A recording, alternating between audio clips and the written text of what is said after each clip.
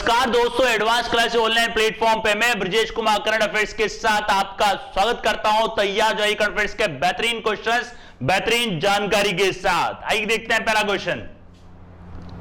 देखिए पहला क्वेश्चन, किसे 2021 के लिए सेंट्रल यूरोपियन यूनिवर्सिटी पुरस्कार से सम्मानित किया गया है?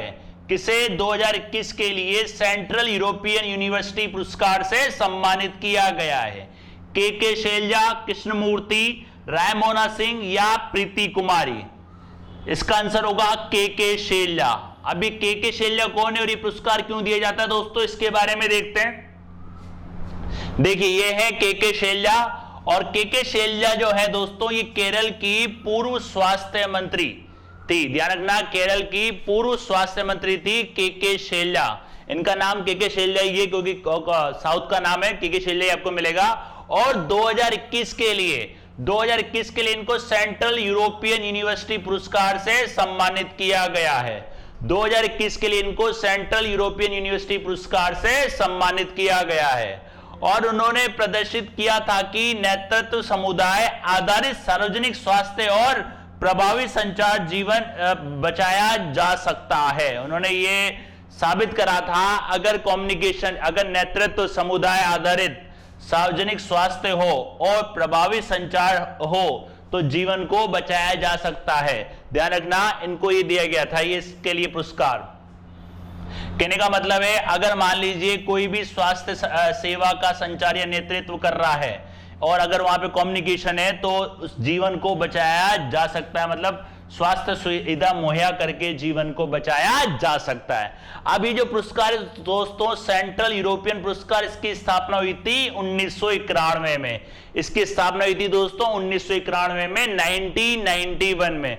और ध्यान रखना ये एक वार्षिक पुरस्कार है, मतलब एक एनुअल अवार्ड है, ईयरली अवार्ड है, जो समाज के निर्माण में महत्वपूर्ण योगदान के लिए दिया जाता है। समाज के निर्माण में महत्वपूर्ण योगदान के लिए दिया जाता है। तो ध्यान रखना 2021 का सेंट्रल यूरोपियन यूनिवर्सिटी जो पुरस्कार दिया गया है वो दिया गया है के शैलजा को। और जो के शैलजा है ये केरल की पूर्व स्वास्थ्य मंत्री थी।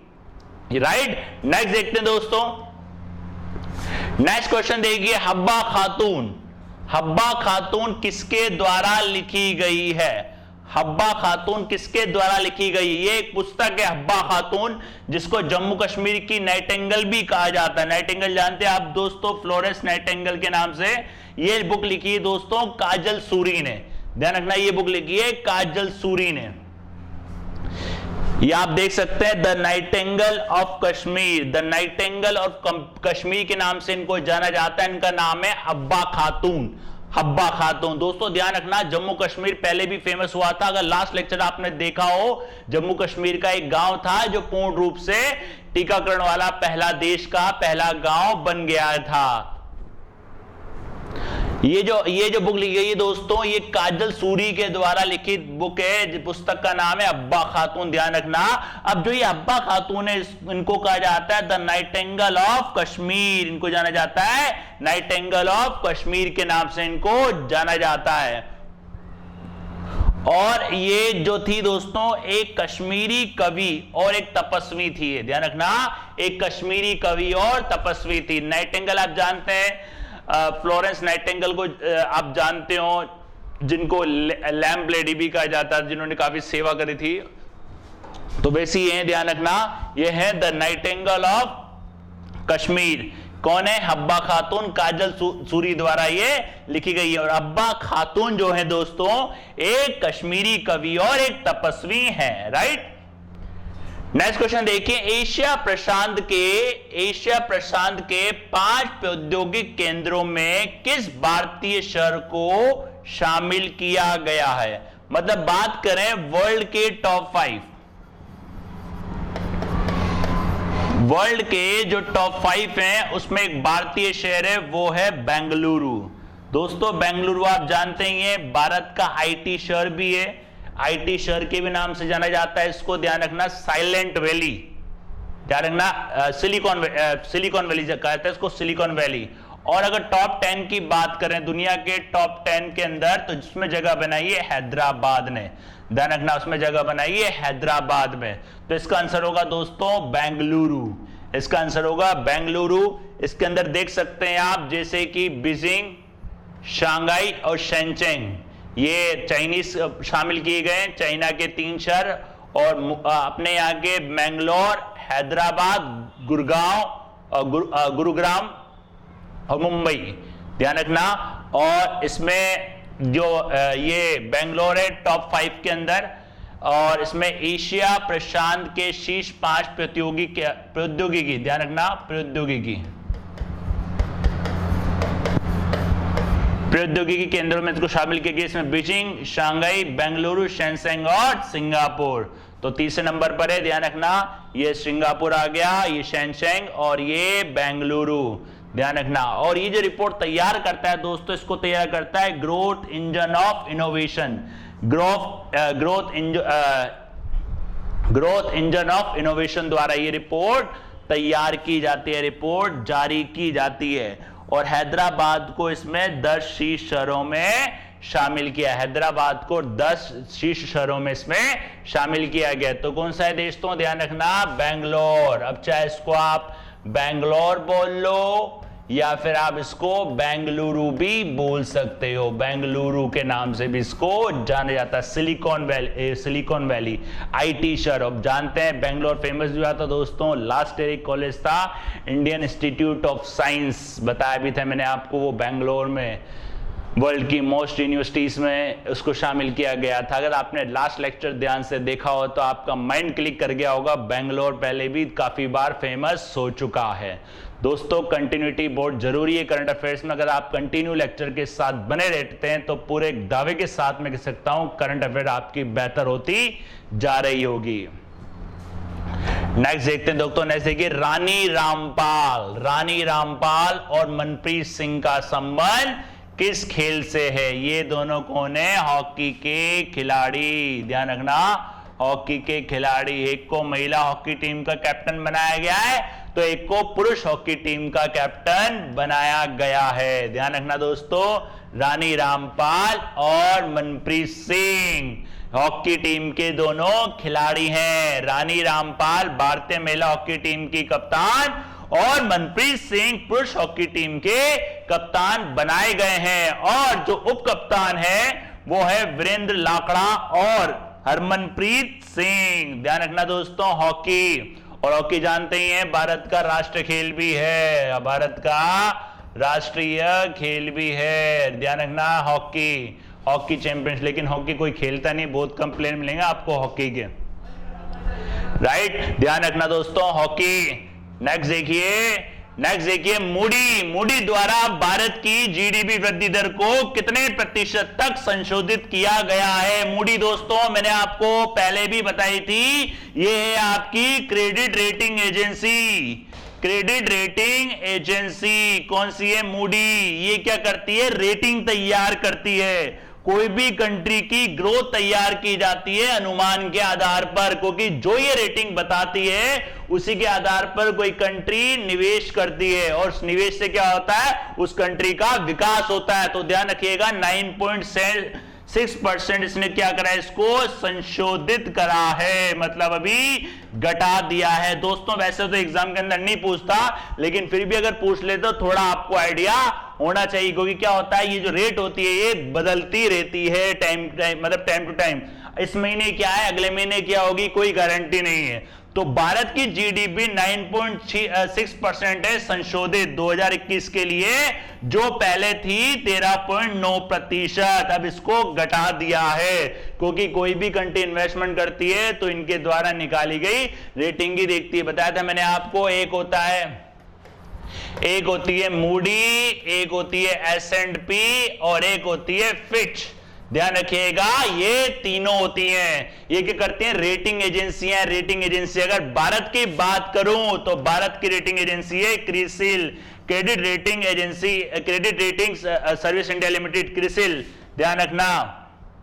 तो ये भारत की ये रेटिंग मैंने बताया था किसी भी देश की अर्थव्यवस्था पर निर्भर करती है, अनुमानित लगाई जाती है। मतलब क्या होगा, अगर ये रेटिंग देंगे उसी के हिसाब से कंट्री में निवेश होता है। तो क्या होता है दोस्तों, कहीं पे आप निवेश करते हो तो पहले उसका फ्यूचर भी तो देखते हो, रिटर्न इस निवेश का कितना मिलेगा। उसी तरीके से कोई भी कंट्री किसी भी कंट्री में निवेश करती है तो सबसे पहले उसकी रेटिंग देखती है।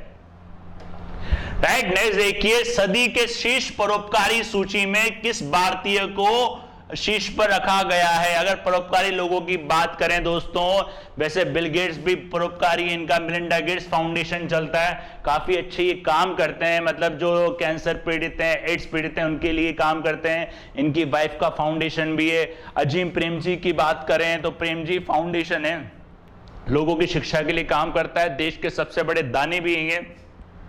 धीरू भाई अंबानी की बात करें, ये भी काफी सारा डोनेट करते हैं, काफी सारी संस्थाओं में चैरिटीज करते हैं। और जमशेदजी टाटा जो पहले थे वो भी काफी सारी मतलब दान करते ही हैं। और इसमें पूछा है सदी में देखो आप लोग 100 सालों में 50-100 सालों में सबसे ज्यादा शीर्ष परोपकारियों में नंबर 1 पर है जमशेदजी टाटा। ध्यान रखना, जमशेदजी टाटा। तो ये भी काफी दान करते हैं दोस्तों। और आपको याद हो Tata memorial hospital, Tata trust, काफी सारे इनके एनजीओ चैरिटीज फाउंडेशन बने हुए हैं। और अजीम प्रेमजी भी हैं दुनिया अपने देश के सबसे बड़े दानी। ध्यान रखना, देश के सबसे बड़े दानी अजीम प्रेमजी। और इनकी कंपनी, ध्यान रखना, इनकी कंपनी है विप्रो। कौन सी कंपनी है दोस्तों? IT company. इनकी कंपनी है विप्रो, आईटी कंपनी, अजीम प्रेमजी। अब इसमें बात कर रहा है सदी के, तो इसमें आएगा जमशेदजी टाटा। ध्यान रखना, इसमें आएगा जमशेदजी टाटा, जमशेदजी नुस्रीवान जी टाटा। ध्यान रखना, जमशेदजी नुस्रीवान जी टाटा। अभी जो रिपोर्ट तैयार की चाहिए EdelGive Hurun philanthropist of the century report में पहली नंबर पर है। शताब्दी में दुनिया के 50 सबसे उदार व्यक्तियों की सूची में, ध्यान रखना, शताब्दी में दुनिया के सबसे उदार व्यक्तियों की सूची में पहले स्थान पर है जमशेदजी टाटा। और उनके द्वारा जो अब तक दान किया गया है वो है $102 बिलियन। 102 billion dollar. ध्यान रखना, 102 बिलियन डॉलर। और अगर अजीम प्रेमजी की बात करूं जो 12वें स्थान पर है, इन्होंने तो अपनी लगभग 8-9 हजार करोड़ के आसपास इन्होंने दान किया है। दान करने का इन्होंने लक्ष्य रखा है। मतलब देश के सबसे बड़े दानी अजीम प्रेमजी, विप्रो। ध्यान रखना, और सदी के सबसे बड़े दानी के परोपकारी में शीर्ष नंबर पर है ये अपने जमशेदजी टाटा। ध्यान रखना, राइट दोस्तों। नेक्स्ट देखते हैं, नेक्स्ट देखिए, ICC world test championship. ICC world test championship किस देश ने जीती दोस्तों? ये जीती किसने? न्यूजीलैंड ने। हराया किसको? भारत को हराया। उसके बाद ये इन्होंने जीती, न्यूजीलैंड ने आईसीसी वर्ल्ड टेस्ट चैंपियनशिप। किसने जीती दोस्तों? न्यूजीलैंड ने। फाइनल में न्यूजीलैंड ने किसको हराया? भारत को। New Zealand ICC world test championship Bharat को हराकर जीती। और ध्यान रखना, और दोस्तों ध्यान रखना, पहली बार वर्ल्ड टेस्ट चैंपियनशिप का फाइनल इन्होंने जीता है, पहली बार जीता है। और आयोजन जो हुआ था इसका दोस्तों, ये जो होस्ट कंट्री थी वो थी England. ICC international cricket council काफी बार आ चुका है। आईसीसी के बारे में दोस्तों बताया भी था मैंने आपको। 2023 का वर्ल्ड कप कहाँ होगा दोस्तों? इंडिया में। और एक पार्टनर कंपनी कौन सी है? भारत पे। याद आ रहा है कुछ? अगर आपको याद हो तो 2023 तक इसमें पूरा वो करेगा, प्रमोटर के रूप में काम करेगा। और टीमें लगभग 15 टीमें रखी जाएगी। 27 का कहाँ होगा? साउथ अफ्रीका काफी होने की संभावना एक्सपेक्टेड। पूरा डिटेल से बताया था आपको। अगर आपने लेक्चर्स देखे हो तो आईसीसी की काफी सारी करंट की जानकारी से संबंधित आपको मिल जाएगी। नेक्स्ट देखते हैं, नेक्स्ट देखिए, किस राज्य ने कृषि विविधीकरण योजना 2021 का शुभारंभ किया है? राज्य का नाम है दोस्तों गुजरात। ये है गुजरात ने इसका शुभारंभ किया है। ध्यान रखना। ये आप देखते हैं विजय रूपाणी जी गुजरात के मुख्यमंत्री, और कृषि विविधीकरण योजना 2021 राज्य के आदिवासी क्षेत्रों में कृषि को टिकाऊ और लाभदायक बनाने के लिए, ध्यान रखना, राज्य के आदिवासी क्षेत्रों में कृषि को टिकाऊ और लाभदायक बनाने के लिए ये योजना शुरू की गई है। और इस योजना के अंदर और भी कुछ बेनिफिट हैं, जिसमें उर्वरक और बीज सहायता वितरित की जाएगी, उर्वरक भी दिए जाएंगे, बीज भी सहायता भी इसके अंदर दिए जाएंगे। और पिछले 10 वर्षों में इस योजना के तहत लगभग 10 लाख आदिवासी किसानों को पहले से ही 250 करोड़ की सहायता प्रदान की गई है। ध्यान रखना, पिछले 10 वर्षों में इस योजना के तहत पहले से ही 250 करोड़ की सहायता प्रदान की गई है 10 लाख आदिवासी किसानों को। ध्यान रखना, वन बंधु योजना थी, वन बंधु योजना उसके तहत काम करेगी ये दोस्तों, वन बंधु, ध्यान रखना। और एक बताया था मैंने, आदिवासी की बात आते ही आपको याद आना चाहिए ट्राइफेड, ध्यान रखना। और आदिवासी मंत्री भी ध्यान रखना दोस्तों, कौन है? अर्जुन मुंडा, काफी बार बताया दोस्तों। कौन सी संबंधित योजना इनके साथ? वन बंधु, ध्यान रखना, राइट। नेक्स्ट देखते हैं, नेक्स्ट देखिए, विल किस अभिनेता की आत्मकथा है? विल किस अभिनेता की आत्मकथा है? ये है विल स्मिथ की, ध्यान रखना, विल स्मिथ की आत्मकथा है, मतलब ऑटोबायोग्राफी। और इसमें इसके साथ सहलेखक हैं, जो इसके लेखक हैं मार्क मैनसन, ध्यान रखना, मार्क मैनसन इसके लेखक है, और विल स्मिथ क्या है इसमें? सहलेखक के रूप में इन्होंने काम कराया। देखते आपको याद आ जाएगा दोस्तों, विल काफी बार काफी मूवीज में भी हैं। ट्रिपल एक्स, आपको मूवी याद हो ट्रिपल एक्स, उसमें आपको मिलेंगे ही है विल स्मिथ।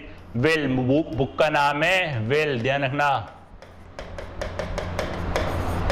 बुक ने विल पेंगुइन प्रेस द्वारा ये प्रकाशित की जाएगी, पेंगुइन प्रेस द्वारा ये प्रकाशित की जाएगी। मार्क मैनसन द्वारा लिखी गई, और सहलेखक है विल स्मिथ, सहलेखक है विल स्मिथ। ऑटोबायोग्राफी। नेक्स्ट देखते हैं तो वन प्लस का ब्रांड एम्बेसडर किसे बनाया गया? ये बनाया गया जसप्रीत बुमराह को। अब दोस्तों देखो, विराट कोहली को बनाया गया था डिजिट इंश्योरेंस का, याद आ रहा है कुछ दोस्तों? सुरेश रैना की बुक आई थी बिलीव दोस्तों, याद आई थी। और युवराज की the test of my life, इसके बारे में भी आपको बताया था, टॉप माई लाइफ।